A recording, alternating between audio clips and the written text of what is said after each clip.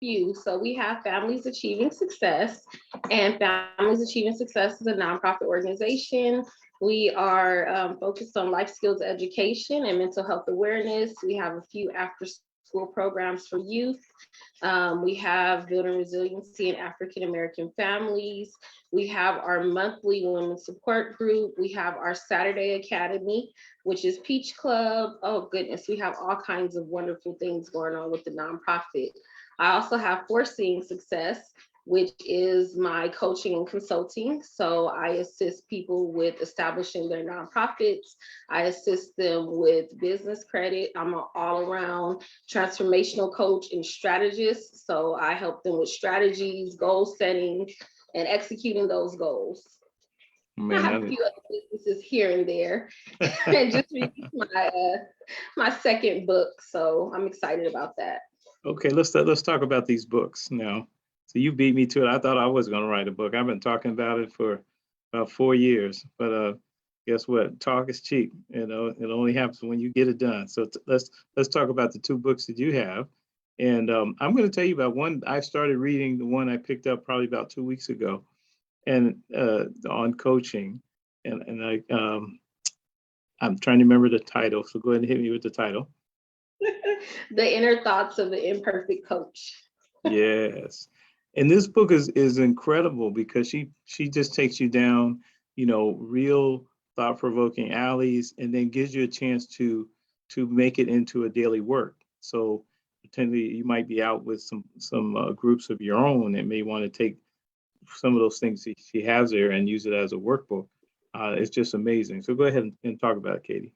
Absolutely. So my first book I did back in 2015. So it's been about 7 years now. So that is Foreseeing Success, and that really comes from foresight.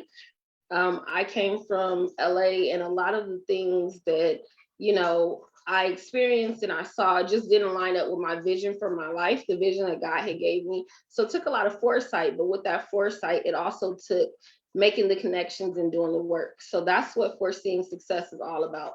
It's all about community, it's about connections, it's about networking, it's about, how do I take these things and turn them into these things that I want to see for myself. So there's poetry, there's daily affirmation. In the back of the book, there's about 25 activities for success. So everything from goal setting to journal writing to basic budgeting. There are all kind of activities in the back, identifying your strengths, identifying your weaknesses. So that is my first book.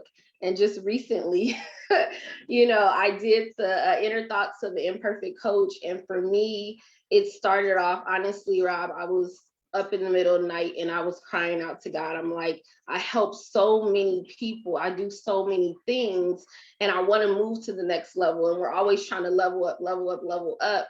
And then it's like sometimes we have, that negativity, whether it's from the outside, our own inner Yes. thoughts, whatever it is, that's like, oh, who do you think you are? You came from here, you don't deserve this or you don't deserve that. And so it was just me really crying out and saying, God, I know I'm imperfect, but I'm helping people. And I know that I can help people on a bigger level and on the next level. And, all of my trust is in God. So it was really me just crying out and saying, God, there's so many things I want to do and I'm ready to go to the next level.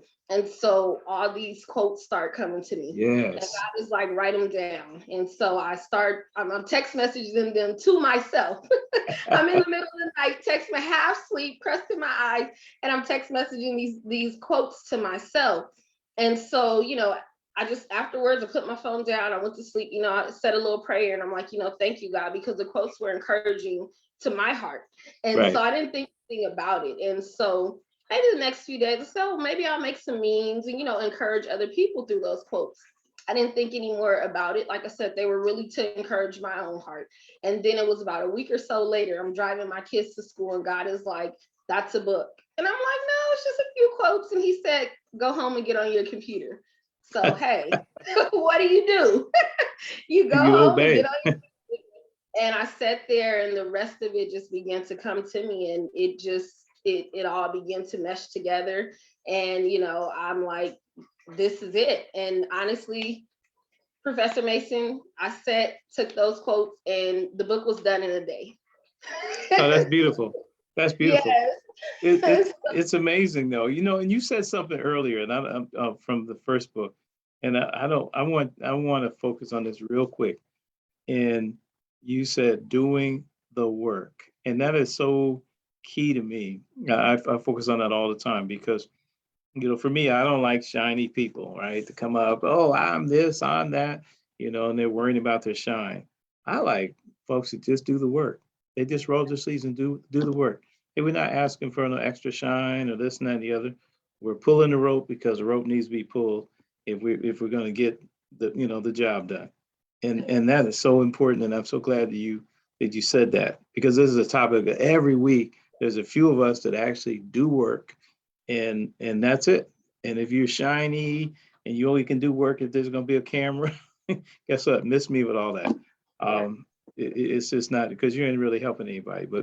But I love the fact that, man, you are always behind the curtain and you just grinding behind the curtain, just grinding, helping people, doing things is big. So as I tell you, we got a lot in store for you this year. I want to there's one thing I want you to touch upon, and that is leadership. And then the other thing is, for young women or men that may be listening to this, what would be one word or one thought that you want to leave with them? Because leadership is a big deal, and particularly nowadays, we have some folks that just want to sit back. Oh, don't put me out there. I don't want to be, they feel like, oh, I'm gonna be embarrassed. It's like, you gotta want to get in the end zone. You gotta want the ball, and then you gotta play well with others in order to get in the end zone, because you need others to block for you too. And it's a little different nowadays. So you want to speak on that a little bit today's leadership, and then one final thought. Yeah, and if I can, I just want to speak to doing the work a little bit, because I come from a place where it's like nobody's coming to rescue you. Like, you better be doing the work. The community better be doing the work. Somebody better be doing the work, because nobody except for Jesus Christ is coming to save us. And Yeah. so for me, I learned at an early age that it was about community. My grandma's been living in the same house in Los Angeles, California, in South Central for the last 60 years. And I saw her, she's not a counselor or anything like that, but people would come and she always had the ear to hear, and she would give advice, and you would always get a meal, and you could always count on that within the community. So really, it's about the community, loving the community and doing for the community. And we have to do the work, because nobody's going to come and do the work for us. So Right. that's one of the reasons I I do the Mhm. work. And then for me, I remember catching the bus to the Small Business Development Center, Yeah. and so for me, it's always been that, you got to grind, you got to show up. If you don't show up, you don't learn, you don't make those connections. That's step number one: show up. You have to be in the room, even if you have to catch 3 buses to get there. Right. And I remember the Small Business Development Center on Wilshire, it had one of the scariest elevators I've ever been in. And so I used to be praying before I got on the elevator, like, Lord, don't let me get stuck in this elevator. But I knew I had to get to that workshop. I had to get to the information. So, you got to show up. You have to do the work, because if you don't do it, then who's going to do it? And in terms of leadership, I'll be honest, I never wanted to be anybody's leader. I never wanted to be anybody's boss. I just wanted to help, and I hope I don't start tearing up. I just wanted to help people like me. I just wanted to help people who have had struggles, people who, come from, less than communities, people who, grew up around gangs and drugs, people. I grew up visiting my Right. father, people who, my mom working 2 and 3 jobs, people who grew up in, circumstances and didn't have, that help. I ended up being a high school dropout. I was a great student, but because of circumstances, I dropped out of high school. You know what I'm saying? So I just wanted to help people, who came from similar backgrounds. I ended up being a domestic violence victim. I say survivor now, because I'm nobody's victim. But Right. that was then. But you have to get through that to get to where you want to be. And Excellent. so I'm not I'm not where I want to be, but I'm far from where I came from. And so my goal honestly was always just to help other people. I didn't come into it to be anybody's boss or to be anyone's leader, but that's a part of it as you grow. And so what I would say to anybody is get comfortable being uncomfortable Yes. because you're going to be stretched, you're going to be pushed, you're going to be in rooms and you're going to be like, oh my God, how did I get here? And so, you have to get comfortable with being uncomfortable. And then you have to remember the vision and remember the goal. And as long as you stay focused on, what you came there to do. And like I said, I'm here to help people. So as long as that's always in the forefront of my mind, then it makes that leadership piece a little bit more easy. But there are difficulties, there are challenges, it is uncomfortable. So to speak to that leadership piece of it is just really, like I said, you just got to be okay with being uncomfortable.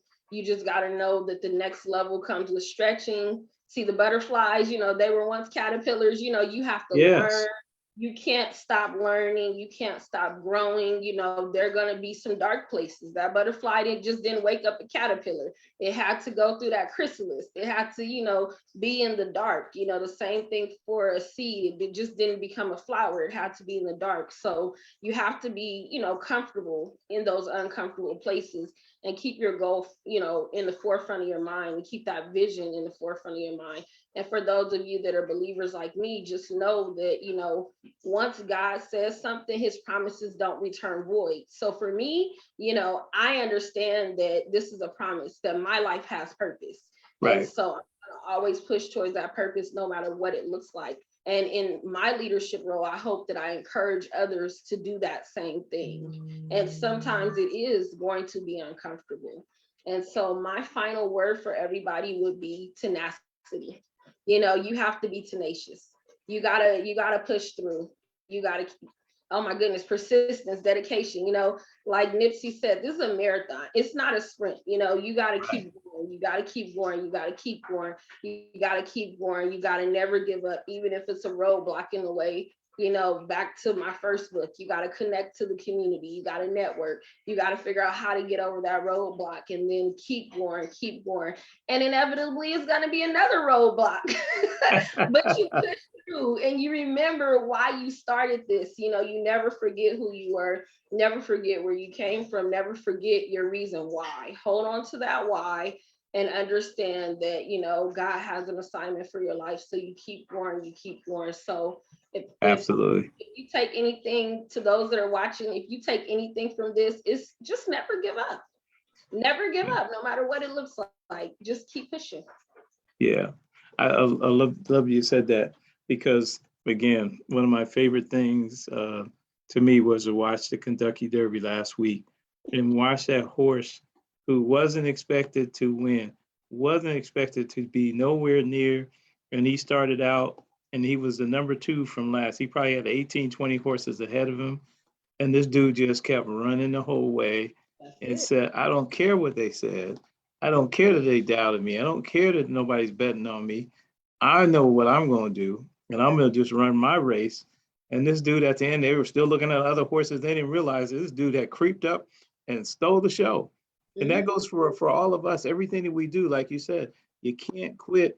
And also for everybody out there, just remember along the journey, you're going to have some people that are going to do kind things to you. Some people out there are going to see something special in you that, and even when you're a little bit down, and those are the people you want to always remember. I thought of one this morning. I hadn't seen him. I know he's retired now, but the people that gave me those opportunities, whether it was high tech or whether in learning center, and stuff of that nature, giving me contracts, just those little opportunities, that God used them and blessed, to bless us are amazing.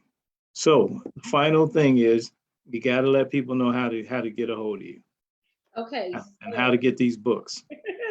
so my website, www.katie, Katie, the number 4, success.com.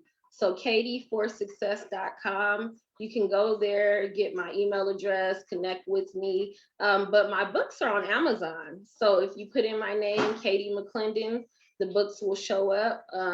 Foreseeing Success and The Inner Thoughts of an Imperfect Coach. Awesome. Awesome. Awesome. Well, Katie, of course, you know, we love you here in the BGG, and we're definitely going to get you back on again. And and I got a couple things I want to do with you special, because people need to hear your voice. So we'll probably get you in on this next mastermind that are coming up. Got a few of those masterminds coming back up, but people need to hear more from you. So we're going to get you out of hiding. Okay. Thank you. I love you guys too. And like I said, I'm here to help. So any way I can help, any way I can show up and be an encouragement to someone else, I'm always here. Okay. All right. Well, God bless you, and we'll see you soon. This Thank is right. you. God bless you. BGG, BGG.